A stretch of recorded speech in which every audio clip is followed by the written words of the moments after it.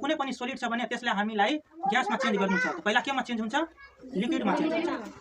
लाग्यो लाग्यो म सबैभन्दा पहिला लाइटर के माइनसमा दिन्छु अनि अब आगो लाग्यो। त्यो चाहिँ हेर लिक्विडमा हुँदैछ। अब लिक्विडबाट अनि चाहिँ यो ग्यासमा हुँदैछ हो नि। आज हामी के को प्र्याक्टिकल गर्ने छौं? Solid liquid gas. जुनमा चाहिँ हामी के सिक्छौं आज? जो कुनै पनि सोलिड छ भने त्यसलाई हामी लिक्विडमा चेन्ज गर्छौं। केमा चेन्ज गर्नु के गर्नुपर्छ हामीलाई? हिट दिनु। अबे जल्दी बोल, कल सुबह पनवेल निकल। के हो? सॉलिड। सोलिड। यसमा हामी के गर्छौं? पहिला लिक्विडमा चेन्ज गर्छौं। यो सोलिड हो भने यसलाई हामी ग्यासमा यदि पनि चेन्ज गर्नु छ भने त पहिला लिक्विड बन्छ, त्यसपछि ग्यास बन्छ। पहिला के बन्छ? लिक्विड। डाइरेक्ट ग्यास बन्दैन। हाय हाय इतना सुकून। सोलिडलाई लिक्विडमा चेन्ज गर्न लगातार चाहिँ यसमा हिट दिनुपर्छ।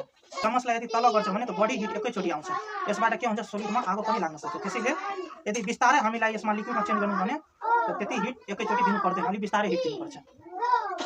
लाग्यो लाग्यो देखा आपने लापरवाही का नतीजा है। म सबैभन्दा पहिला लाइटर के माइनसमा दिन्छु अनि अब आगो लाग्यो।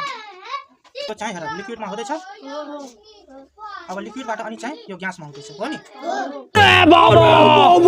लिक्विड छ, यसलाई हामीलाई सोलिड बनाउनु छ।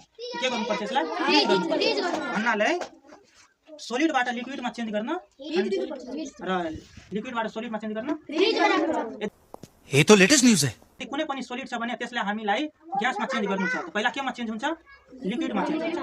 जस्तै चाहिँ अहिले कपुर ल्याएर अनि त्यसपछि ग्यास हुन्छ। बुझ्यो? अरे हाँ भाई।